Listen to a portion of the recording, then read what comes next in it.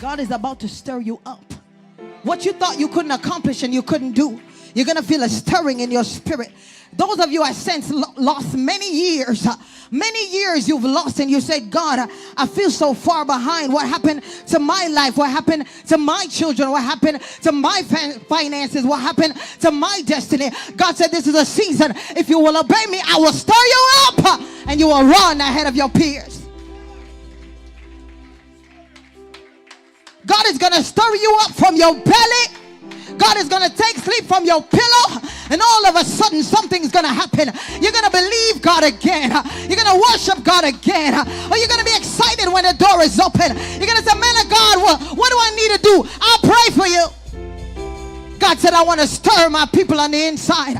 Some of you have been dead for so long. You lift your hands in church, but you feel dry and empty. There has been a drought in the realm of the spirit, if you're honest. There's been a drought in your finances, drought in your marriage, drought in your family. But God said, get ready, I'm about to stir you. Because God says, stir you. I'm about to stir you. Hallelujah. That prophetic anointing is about to be stirred. That evangelistic grace is about to be stirred. That pastoral anointing stirred. Apostolic anointings stirred. Entrepreneurial anointings stirred.